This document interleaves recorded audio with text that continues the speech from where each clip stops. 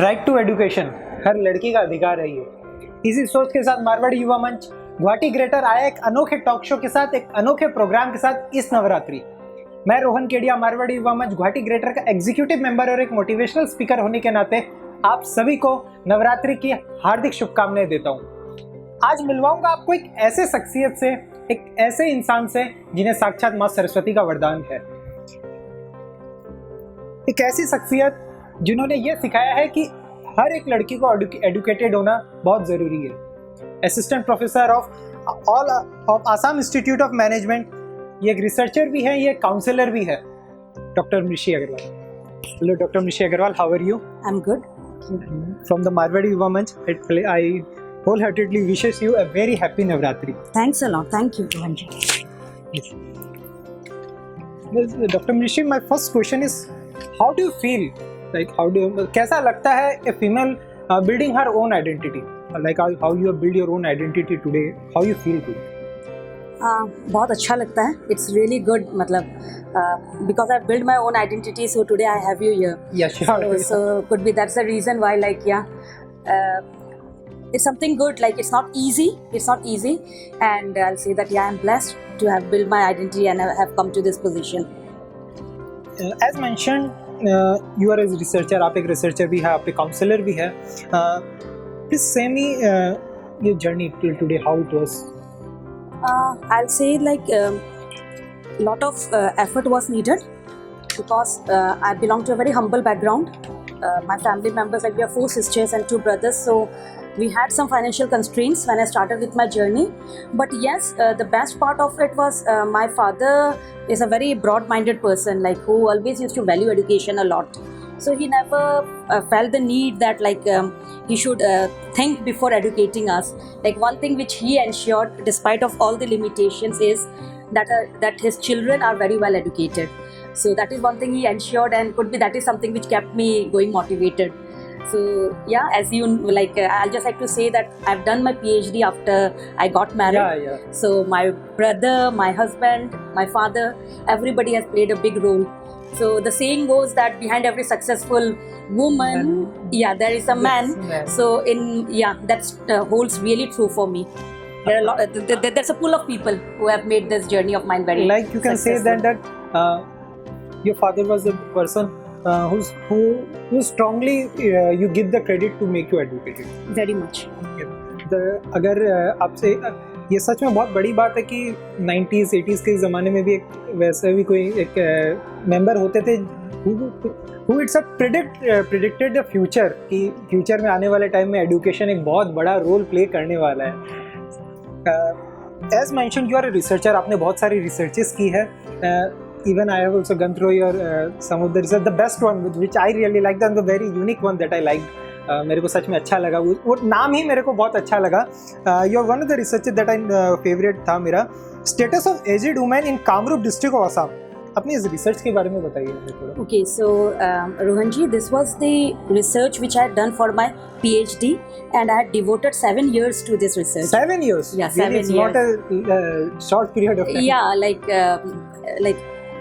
I had started it before I got married, but after marriage, like my husband, he helped me in completing my research, and my brother, like again, they stood with me. And yeah, regarding this research, I'd like to tell you the reason why I got motivated. मेरे guide है Dr. Anup Saikia. He's from the Department of Geography, Guwahati University. So he gave me this topic, और उन्होंने ये topic मुझे इसलिए दिया because he had done a lot of study globally. And he found that in the Asian region, means like aging is a growing problem. I'll not say problem, but it's a growing challenge rather. Yeah, because the Asian society is aging very fast, and the crux of this story, or the one very important, significant, finding out here is the woman outlive man. Okay, so if you anytime relate to research, you'll find that in our part of the region and in many part of the globe, the women, they tend to live more than the man. So the problems associated with aged women are really, really very vast. So that was one reason which got me motivated to do this research. And then I had read a few more research work, but then I got into rural and urban Kamrup. You personally visited to the area? I personally visited the area, and I had other people also helping me with my research, and then my guide Anup Saikia sir, who really got me motivated to do this research. And I've got my publications in both national and international forums.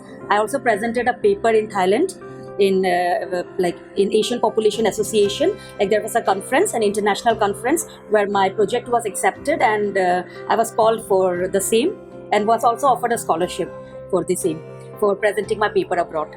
I heartily congratulate you for the Thanks a lot. Thank you. for the research. Thank you. सुनने में है इतना मजा आ रहा है मेरे को कि I will strongly मेरे को like I will surely read it कि ये पूरा है क्या. Yeah, please, it will be my privilege. My one question is कि आज के ज़माने में एक फीमेल के लिए एजुकेशन क्या रोल प्ले करता है? मुझे लगता है मतलब आज के ज़माने में मतलब education is the most important thing. बहुत ज़्यादा ज़रूरी है मतलब हर एक फीमेल को एजुकेटेड होना. मतलब the society has been undergoing a change, it's also till date undergoing a change. But अगर आप बोलोगे कि मतलब regarding education, I will say that it's a must that everybody should be educated.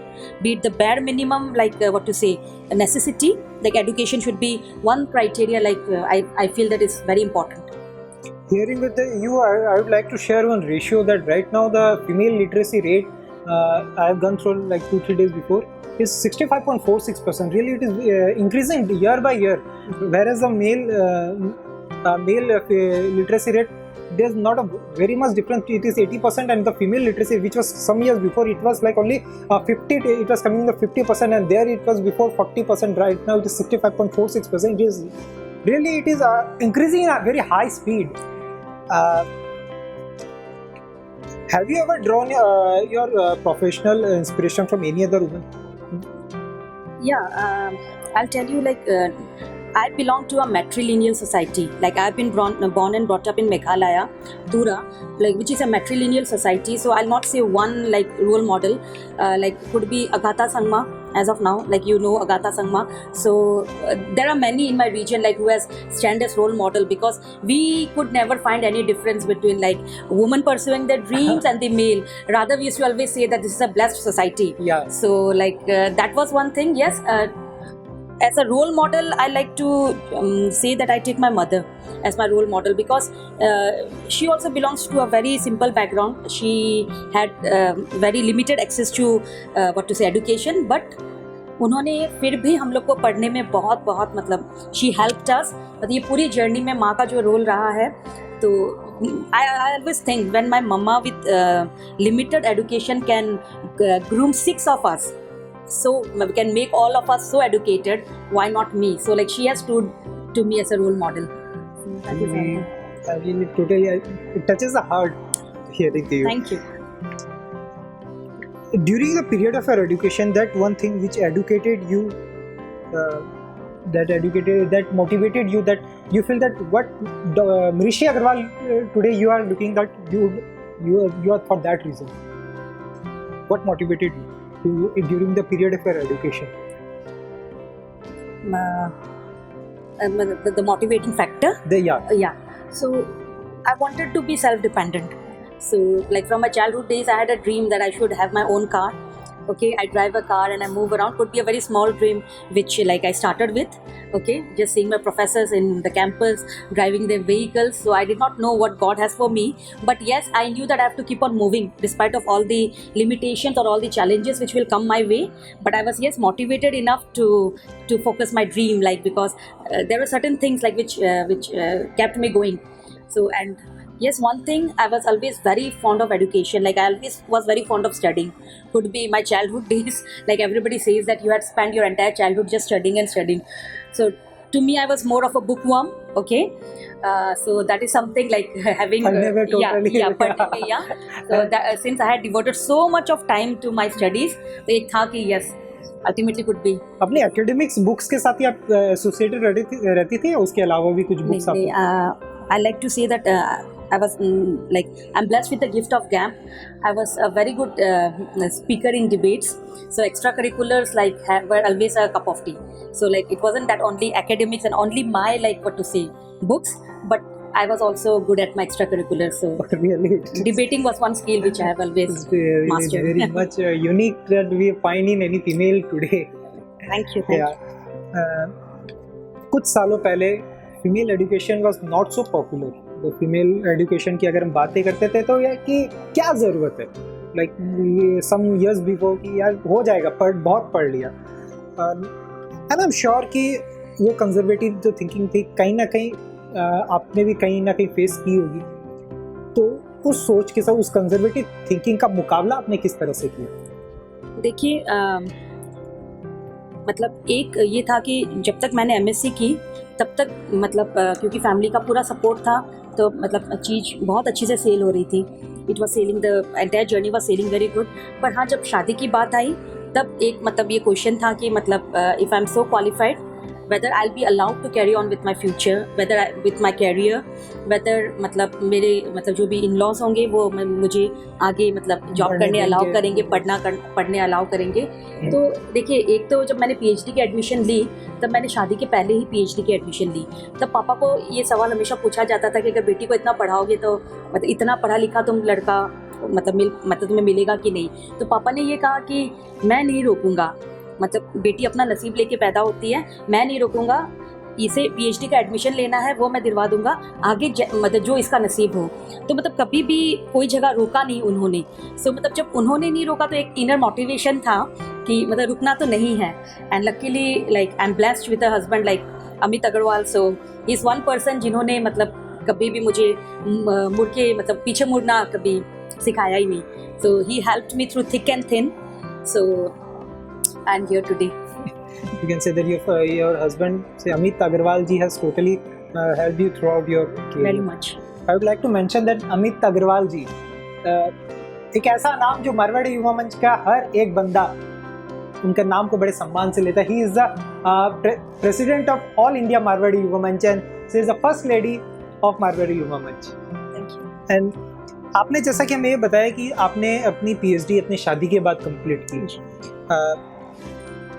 आज बहुत रेयर ये चीज़ देखने को मिलता है कि शादी के बाद कोई एजुकेशन को कंटिन्यू कर रहा है. आपके परिवार का सपोर्ट आपके ऊपर बहुत अच्छे से बना हुआ था, एज यू मेंशन. आपको क्या लगता है कि एक what type of support system एक फीमेल को मिलना चाहिए, उसी मतलब जो आपको मिलना चाहिए वो अपने एजुकेशन को, वो अधूरे एक सपने दिमाग में रहते हैं हर लड़की के, तो वो किस तरह का सपोर्ट सिस्टम एक बेटी को या एक बहू को, व्हाट सपोर्ट सिस्टम एक daughter should get and what support system a daughter-in-law should get? It's a very, very nice question which you have asked me really, because I would have failed in my complete like what to say interaction with you अगर मैं एक नाम mention नहीं करती. वो है मेरी भाभी, मेरी जिठानी का. क्योंकि जब मैं पीएचडी कर रही थी, जब मेरा बेटा छोटा था 2012, he was just 4 years, तब लास्ट ईयर ऑफ कंप्लीशन मैं उसको मेरी जिठानी के पास छोड़ के आई, क्योंकि वो मेरे को वो टाइम पूरी कम्प्लीटली मेरे लिए चाहिए थी. और मेरी भाभी ने इतना साथ दिया, जो आपने कहा बेटी का साथ तो देखिए घर वालों ने दिया ही, पापा ने दिया, मम्मी ने दिया, भैया ने दिया, सबने.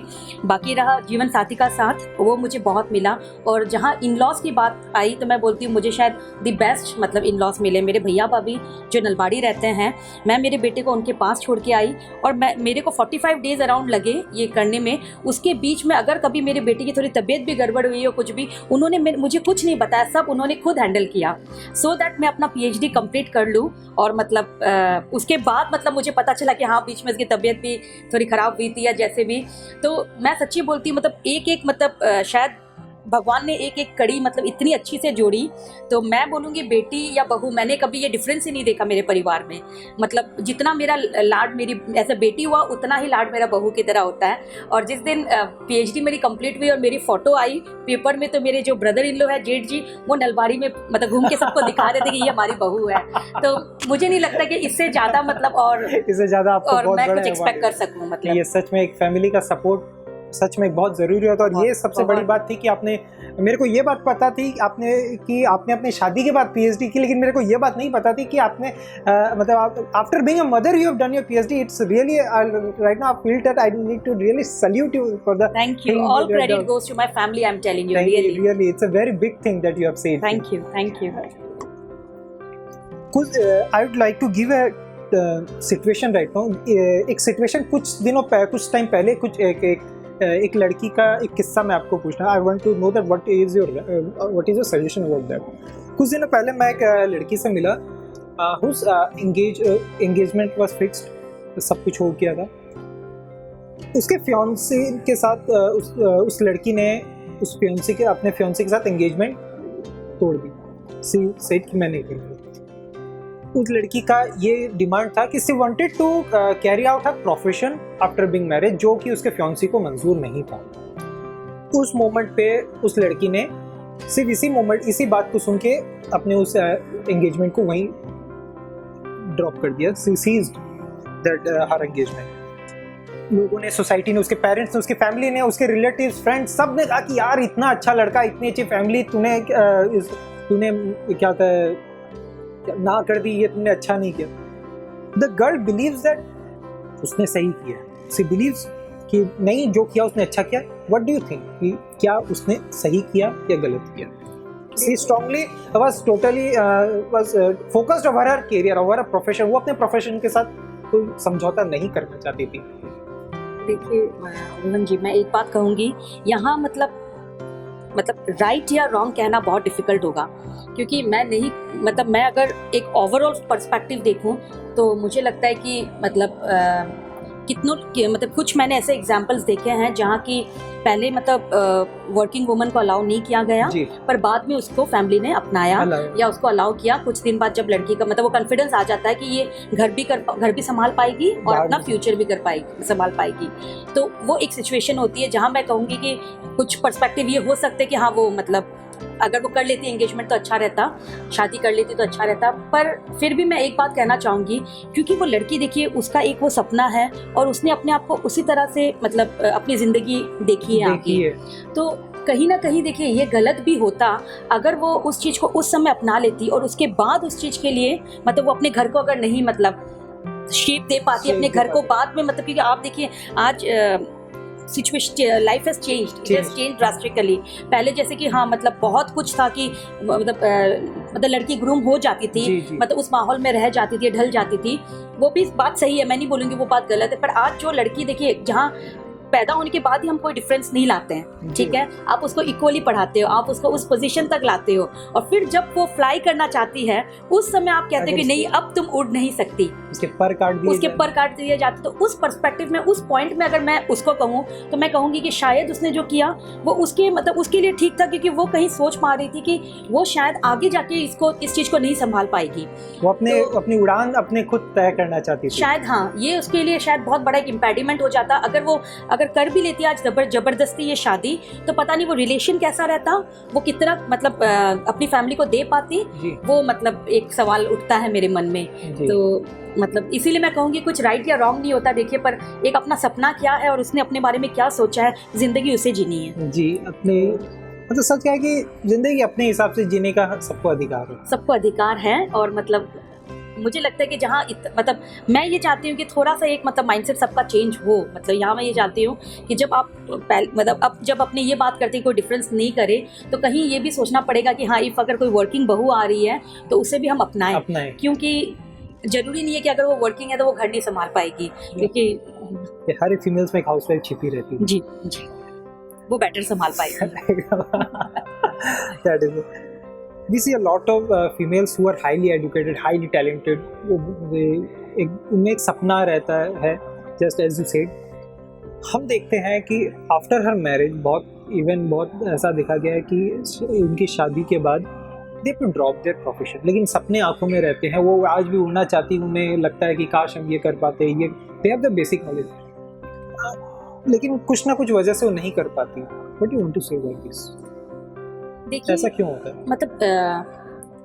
हाँ, कभी बहुत चैलेंजेस आते हैं, सबके कैरियर में आते हैं, it's not very smooth, but I think आप आपको मतलब कदम कदम बढ़ाए जा, माने could be that will be the what to say motivation which you have to have. मतलब अगर आप बहुत लॉन्ग रन का सोचेंगे कि मतलब हाँ मैं अभी नहीं, अगर मतलब सपोज अगर मेरी फैमिली शुरू हो गई उसके बाद मैं क्या करूँगी, तो क्या होगा, मतलब अगर आप उतना सोच के मतलब अगर मतलब चलोगे तो कभी कभी आपको लगेगा कि नहीं ये पॉसिबल नहीं है, ठीक है। तो मुझे लगता है कि मतलब take life one day at a time, ठीक है। तो आपको अपने अंदर फेथ रखना पड़ेगा कि आज ठीक है थोड़ी सिचुएशन टफ है बट ये चीज़ चेंज होगी। पर अगर आपने अंदर से उस इच्छा को मार दिया या मतलब आपने अंदर से मतलब उस कोशिश को ख़त्म कर दी, तो फिर तो आगे बढ़ने का सवाल ही नहीं पैदा बहुत आता। अच्छी बात है, really it touch the heart mind की उम्मीद, अपनी खुद की लगन सबसे ज़्यादा बहुत ज़रूरी है। ज़रूरी है।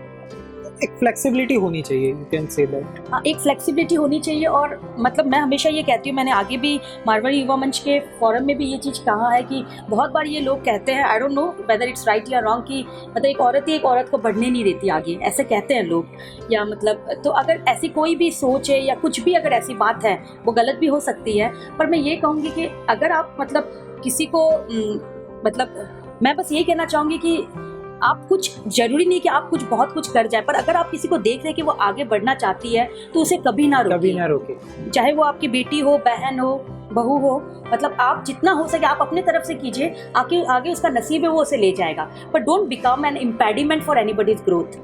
तो ये एक मतलब मैं मैसेज जरूर देना चाहूँगी। बहुत सही है, बहुत ही एक यूनिक मैसेज डॉक्टर मिश्री ने आज दिया है कि सपनों को नहीं रोकना चाहिए, उन्हें बल्कि एनकरेज करना चाहिए ताकि वो आगे बढ़ती रहे। Doctor Mishri, you are gone through lots of training forums, आपने बहुतों को ट्रेनिंग किया, बहुत सारे स्टूडेंट्स को आप ट्रेनिंग किया है। What do you see in your students? आप क्या देखते हैं अपने स्टूडेंट्स को? मीन्स देखिए, मैंने if I talk to you about my MBA students, okay, मतलब they are so talented, I'll tell you. Means like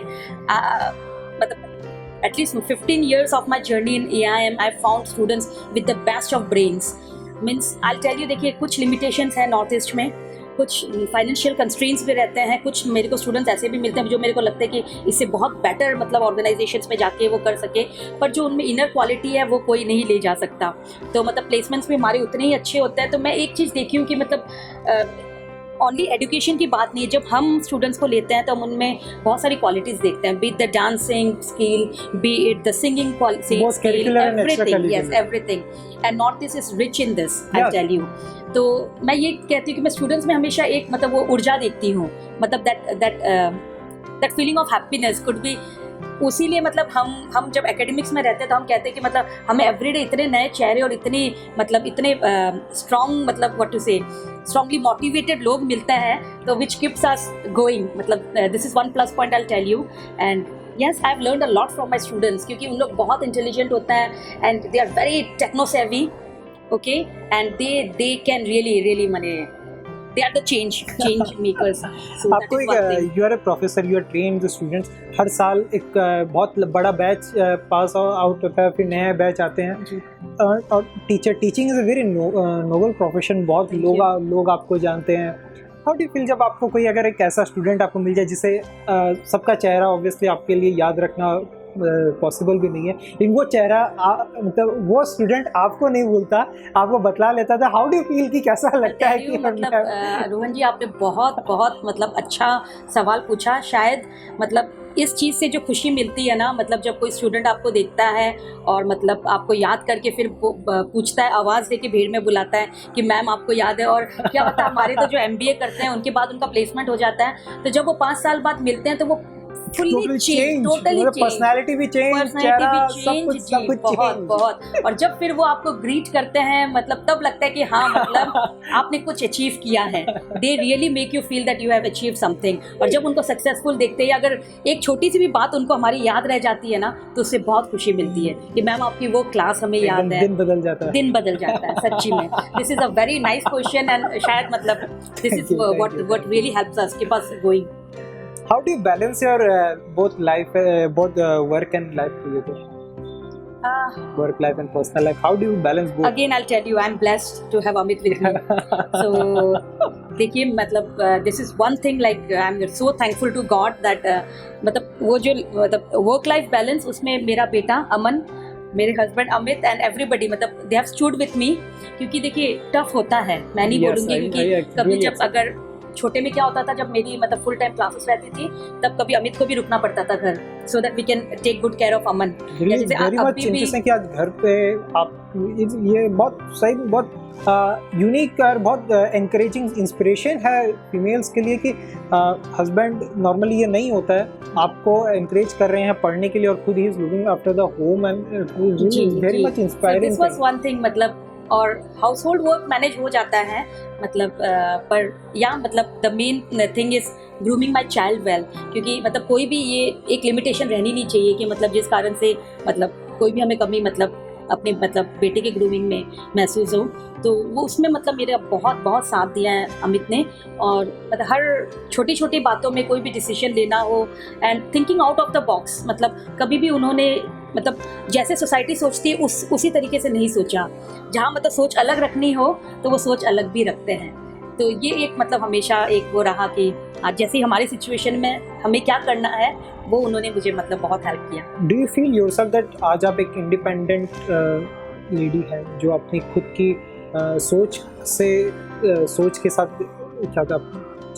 अपने एक एनवायरनमेंट में एक पॉजिटिविटी फैला सकती हैं? Do you strongly feel that you are a lady? Yes, I do feel that, I really feel that I can really spread a lot of positivity, क्योंकि बहुत students भी मेरे होते हैं जो अपनी कम्युनिटी से हैं, जो कि हमेशा ये सोचते हैं कि देखिए MBA करके मैंने बहुत देखे हैं जो टॉपर्स भी है बहुत कुछ, पर एक उनमें मन में ये रहता है कि आगे जाके वो क्या कर पाएंगे, तो वो हमेशा आके मेरे को पूछते हैं कि मैम आपने कैसे ये चैलेंज एक्सेप्ट किया, मतलब जब आपकी शादी हुई, बच्चा हुआ, फिर घर के जो रिक्वायरमेंट्स थे, तो मैंने यही कहा कि अगर आप मूव करते रहोगे ना कोई हमेशा दरवाजा एक खुलता रहेगा आपके लिए, पर मूव करना ज़रूरी है, मूव करना ज़रूरी है, वो मतलब दैट्स वन वेरी इधर बहुत अच्छी लाइन याद आती है कि पढ़ा था कि जब दरवाजे सारे बंद होते हैं तो एक दरवाजा कहीं ना कहीं खुला जरूर मिल जाता है, बस कदम आगे बढ़ाने पड़ेंगे।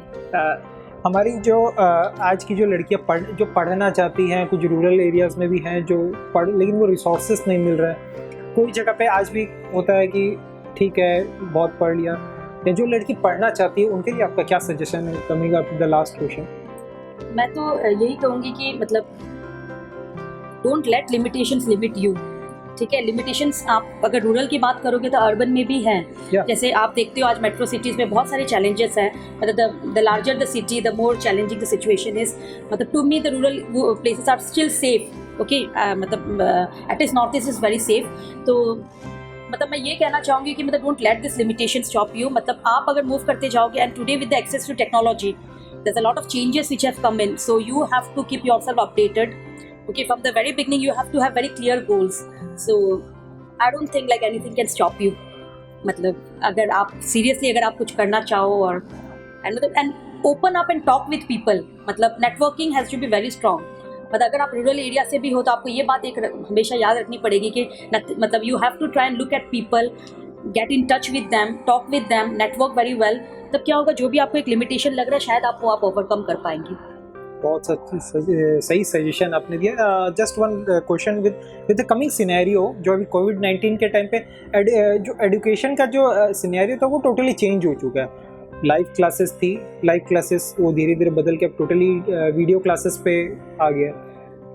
इस पर क्या कहेंगे, how students are with the students and teachers, ये जो टेक्नोलॉजी के साथ फ्रेंडली होते जा रहे हैं, दिन पे दिन फ्रेंडली होते जा रहे हैं, डू यू थिंक इस पे बैरियर क्या है और इस पे अच्छा क्या है? देखिए nothing can replace live sessions, ठीक है, मतलब हाउएवर हम लोग जितनी भी कोशिश करें, whenever I am taking classes on any of the platforms of net, देखिए वो इंटरेक्शन जो टू वे कम्युनिकेशन जो एक लाइव क्लास में होता है वो कहीं नहीं हो पाता है। पर फिर मैं अगर सोचना चाहूँगी तो बिकॉज ऑफ टेक्नोलॉजी शायद इस मतलब डिफिकल्ट पीरियड में हम आगे बढ़ पाए, नहीं तो किसी का 1 ईयर ड्रॉप हो जाता, मतलब किसी की लर्निंग हैबिट चली जाती, या शायद हमारे टीचर्स की भी लर्निंग हैबिट चली जाती अगर ये टेक्नोलॉजी नहीं होती। तो इसके बहुत मतलब लिमिटेशंस भी है और कुछ बहुत पॉजिटिव फैक्टर्स भी है, बस हमें ये मतलब सोचना है कि हम इसको कैसे यूज़ करें, हाउ वी यूज़ दिस। और रही बच्चों की बात तो वी रियली नीड टू मतलब guide them well, because nothing is wrong, you see. Nothing is wrong, but yeah. you have to really. But something is better than nothing. Yes. At least we are learning something every day. So that's the thing. Thank you doctor Amrishi. आज really after talking to you मेरे को सच में लग रहा है कि एक education कितनी ज़रूरी है एक इंसान के लिए. एटलीस्ट नॉट तो एडुकेशन वो कि एटलीस्ट और कुछ नहीं तो हमारी ज़िंदगी की एक पहचान बनाने के लिए, हमें आगे बढ़ने के लिए, हमारी खुद की हिम्मत बनाने के लिए ये एडुकेशन हमारे लिए बहुत ज़रूरी है. मतलब there is no what to say. Thank you doctor Amrishi. आज today you have given your you have shared your experiences with us to our Manch, and I, on behalf of Marwari Yuva Manch and myself, wholeheartedly I'm totally thankful to you कि आपने अपने experiences को आज हमारे साथ share किया. Thanks a lot. मैं Guwahati greater को भी बहुत बहुत धन्यवाद देना चाहूँगी. ये जो प्रोग्राम उन्होंने मतलब ऑर्गेनाइज किया है, ये बहुत एक अलग सोच है, मतलब जिससे आप लोगों को जोड़ रहे हैं. और शायद आज जैसे मैं आपसे इंटरेक्ट कर पाई तो क्या पता कुछ बातें ऐसी रह जाएगी जो बहुत लोगों को मोटिवेट करेगी. तो आप एक ज़रिया बन गए हो, गुवाहाटी ग्रेटर मंच एक ज़रिया बन गया है हमें उन लोगों तक पहुंचाने का. So I like to congratulate you on taking this new venture. I like to congratulate the entire branch and the Marwari Yuva Manch as a whole. Thank you very much. Thank you. Thanks a lot.